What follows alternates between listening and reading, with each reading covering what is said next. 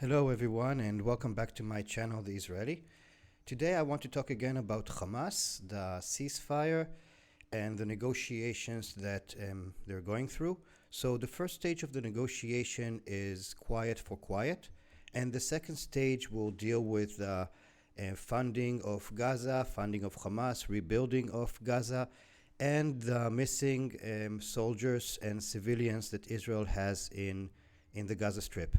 So Hamas is holding two Israeli soldiers' bodies, Adar Goldin and Oron Shaul, and two Israeli civilians, Abraham Mengistu and Hisham El Said, which crossed into the Gaza Strip on their own, and Hamas is not letting them go back, which is against international law, by the way. Okay. Now, the first stage has been done. There's quiet for quiet, as we can see. But now the second stage is about to start, and Israel already said that it's not going to continue funding Hamas, or it's going to try to find a way to limit funding Hamas. Now, Qatar Israel lets Qatar enter money into Hamas every month, around $100 million a month. More or less. And this time around, they say that Qatar already said that the money is not going to go through as planned because of the whole thing of trying to change reality in Gaza. So Hamas already threatens no money, no ceasefire. The Hamas terrorist organization has threatened to resume fighting if Israel does not allow money from Qatar to enter the Gaza Strip within the next week.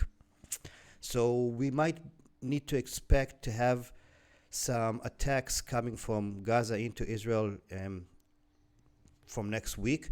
It's not going to be widespread like it was before to Tel Aviv and Jerusalem and the like. It's going to be very localized and mostly on defense to put pressure on Israel. But still, it shows that Hamas will use any excuse to use violence and threats in order to get what it wants. So let's see how we got to this situation to begin with. So this is an article back from February 7th, 2019. And SPA tightens financial noose on Hamas, citizens will suffer. So in this article in 2019, the Palestinian Authority started to tighten and restrict the banks that are working in the Gaza Strip and that are working with Hamas, and that way to put pressure on Hamas in order to weaken them and maybe take over the Gaza Strip again. So this is when the PA more or less stopped transferring money into the Gaza Strip. And then Qatar took over and started to give money to Gaza every month through Israel. And this is after the last conflict. This is from, let's see if we have the date here, May 26th. Qatar pledges $500 million to support reconstruction of Gaza. Now, this is a lot of money. And I have to say that after every cycle, Arab countries offer a lot of money.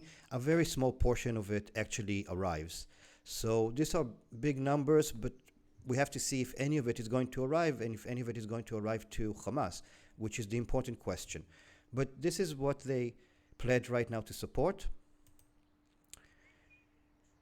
So Gaza reconstruction deepens PA-Hamas dispute. So there's $500 million at least on the table, and the Palestinian authorities wants to handle the reconstruction of the Gaza Strip through international funds, which Hamas rejects, because they're trying to bypass Hamas in order to get this money into the right places and weaken Hamas and eventually take over the Gaza Strip. Now Hamas sees this and they're not just going to lie down, so they're already flexing their muscles and they're already saying, listen, the money that came in every month, we better get it this month as well. Like, they're starting to show that this whole thing of cutting us out of the loop is not going to work. We're not going to allow it. Now, this happens almost every cycle, and because Bibi Netanyahu is the prime minister, he usually decides more or less the same thing. He lets the money come in. we forget about everything, and then we have quiet for a few years more or less, and then a cycle starts again, and then this starts over again. But this time, we might have a new government in play. Now, this is a very different government than what we had before.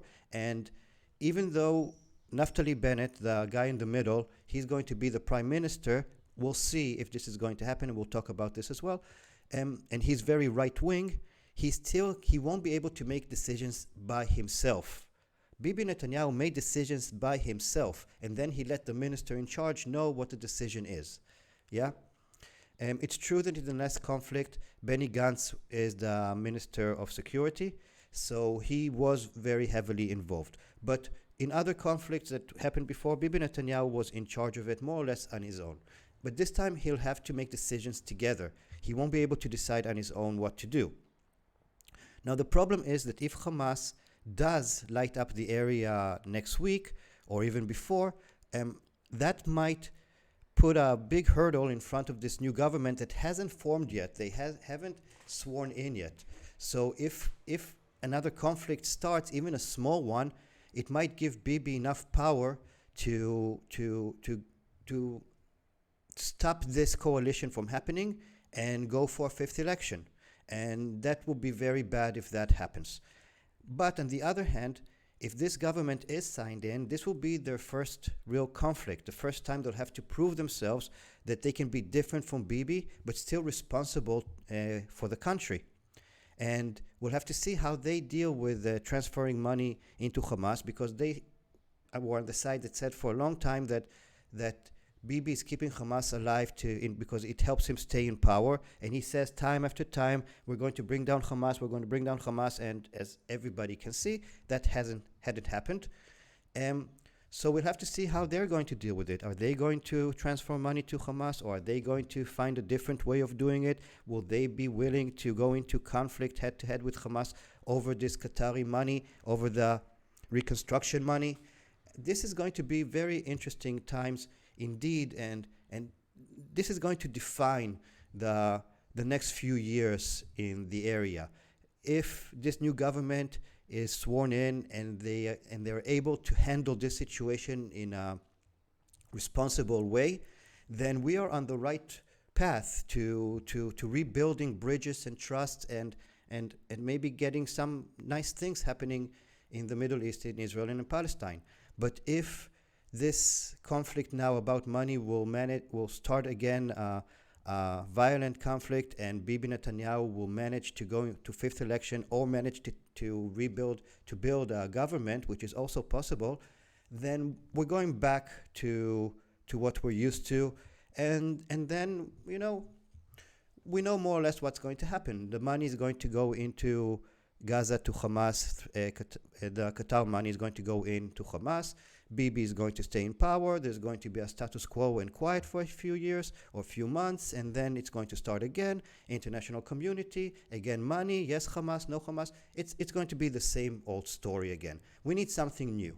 So it'll be very interesting to follow this and to see what's going to happen. This is exciting times. It can go either way. It can go to a very good path. It can go to a very, same old path. But we have to be vigilant, and we have to strive for peace, and we have to strive for a better future for everybody. And I think this picture here that we're looking at, and I talked about this picture also, this photo about yesterday, I think this historic photo is a very optimistic photo. Okay, guys. So thank you for watching, and if you like this content, please comment, like, share, and if you haven't subscribed yet, please subscribe, because it helps the algorithm, and then these videos can reach more people. So thank you for watching again, and have a great day. I'll see you in the next video. Bye.